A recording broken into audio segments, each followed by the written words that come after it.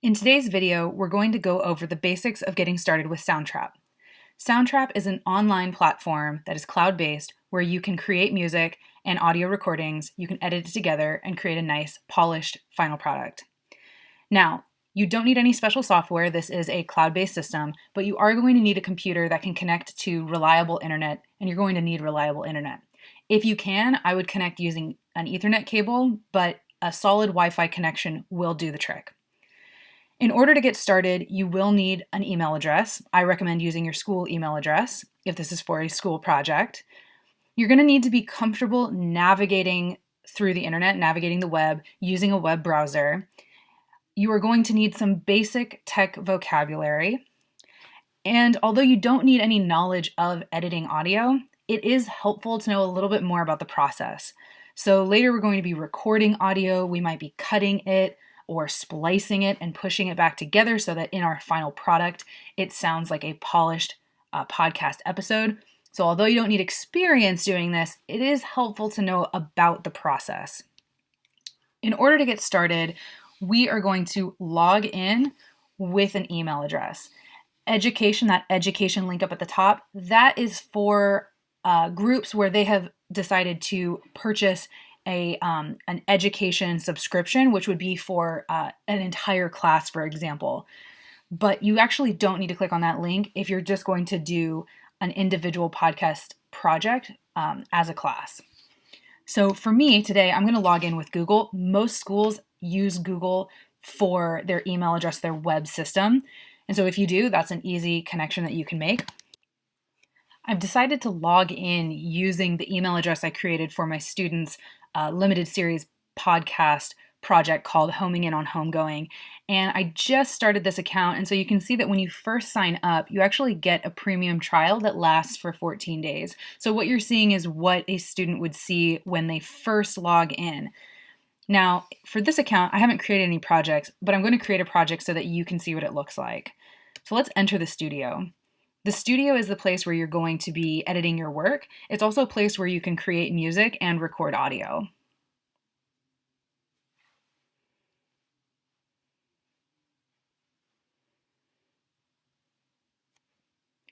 So we're not going to watch any of these intros, but just know that they're there.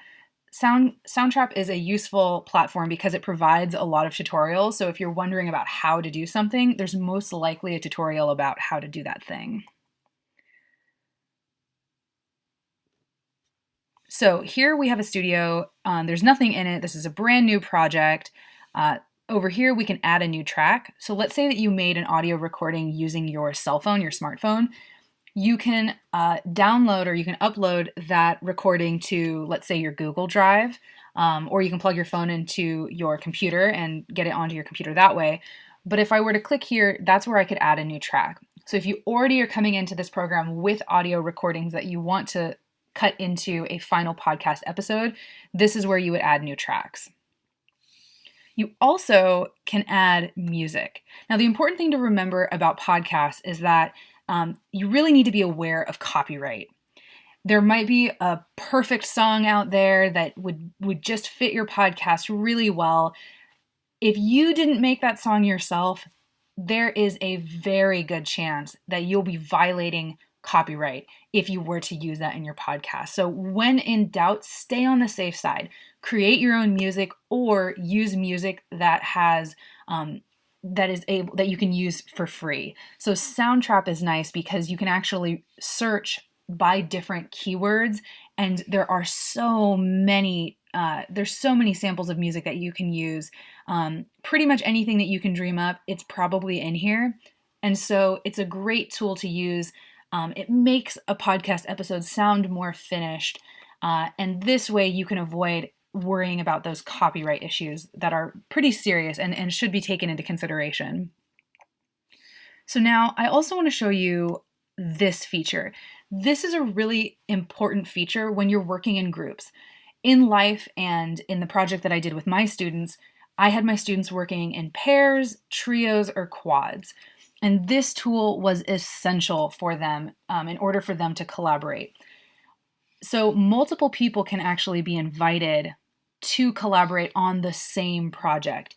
This is excellent so that one, everyone's on the same page. Everyone can work on the same project. They can go into the studio on their end. They can work from home. They can work after school. They don't have to be in the same room to be working on the same project. So that's a benefit. Another benefit to using the collaborators tool is that when you have invited someone, you then are able to FaceTime them. Essentially, you can video chat with them. Not only is this helpful for communicating with your group members, but you can actually record the audio while you video chat each other. Then it creates two tracks. So if you and a partner are having a video chat, it is recording both your audio from your mic and your partner's audio from their mic. And what it will do, it'll create two tracks here so that you can edit the audio from either person separately. Really useful tool, very easy to use. Now, if I go back to my home page for Soundtrap and I click on Enter Studio, it's going to take a few seconds to load, but I want to show you what pops up.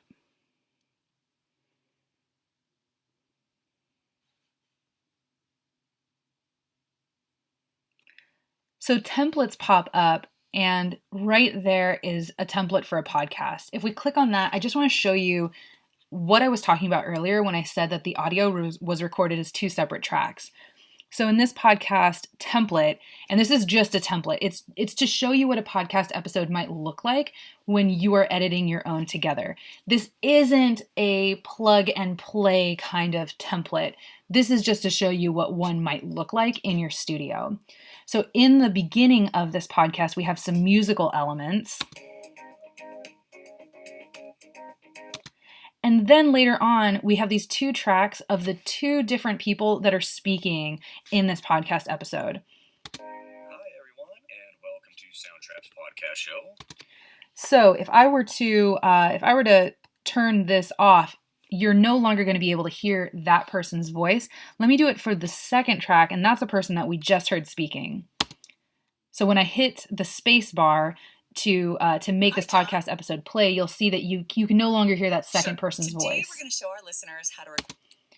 And that's just a useful tool in case you're trying to just edit one track at a time. But what's nice about having two different tracks is that if you need to, two different people can record their audio separately. You can script the episode, you can make it sound conversational, but you can actually script it entirely, record it separately, and then bring it together. Now, earlier I was talking about using the collaborators tool as an option for video chatting and recording the audio in real time, and that's one way to do it. Another way to do it is to actually record your audio parts separately and then to bring it together as one thing in the studio.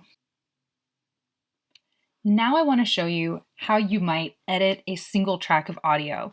I'm going to play this little part of their podcast demo for you, and then I'm going to show you how we could edit this audio track. With me in the Soundtrap studio, and that way we can both see and hear each other. Awesome! So you see how one of the partners said awesome at the end? That's on the second audio track. What I'm going to do is I'm going to go right to before this line indicates that there's silence, which there is for his track up until he says awesome. What we're going to do is we're going to cut out the awesome just to practice what that would be like for your own audio track. So now once I have this lined up where I want it, I'm going to, on a Mac, I'm going to do Command E. If you were using a Chromebook or a Windows-based computer, you would do Control E. And what it's done is it's actually spliced that track, or it's cut that track right where this marker is. So now we have two separate things. We have this, everything before the awesome, and then we have the awesome. And let's say I didn't like the sound of the awesome. Maybe I wanted to keep the tone of my podcast more professional sounding. All I need to do is I just need to select that little bit, and then I can delete it just by pressing the delete on my keyboard.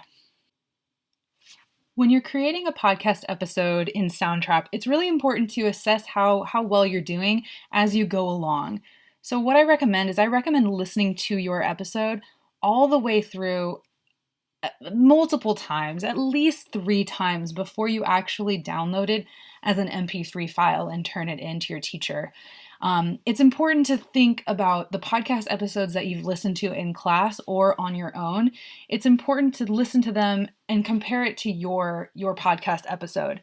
Now, for my students, I didn't expect them to have a perfectly polished podcast episode because it was our first time doing it, and frankly, they're not professionals. But the goal is to have something that at the end of the day, you're proud to listen to and that you're proud to publish to the web. So you do want it to sound polished. If your audio was recorded in an echoey room, maybe consider re-recording it, because listening to that on headphones or listening to it on the speakers in your classroom, it's going to sound that echo is going to really sound amplified, and it's going to be hard to hear the content of what you're talking about. So as you go, while you edit, while you record, listen to what you're doing and ask yourself, does this sound professional? Does this sound like other podcast episodes that I've heard about, that I've heard in the past? And if it doesn't, tweak it until it sounds polished. A podcast episode doesn't need to be perfect. Most times they actually are the most interesting to listen to when there's a back and forth between two or more hosts. And maybe there's some laughter, or depending on the content of the episode, maybe it's a little bit more of a somber topic to talk about. But the natural pacing of a conversation, the natural back and forth between two people, that is interesting to listen to. And you want your listeners to be able to hear the content of what you're saying. So really try to make sure that the audio that's recorded is of the highest quality that you can do, and that altogether there aren't any long pauses of silence or really high or really low volume in that final product. When you're ready to download your episode as an MP3 file, you're going to want to click save, which is what I just did. And this right here, this used to be the download icon of a little arrow. Now it says mixing. Mixing could take several minutes. You're going to want to give yourself plenty of time to both save and then download your final MP3 file. When your episode is done mixing, this icon will reappear. In order to download your episode as an MP3 file, all you have to do is click on this icon, and then for me, it automatically pops up down here in my downloads folder, and you're done.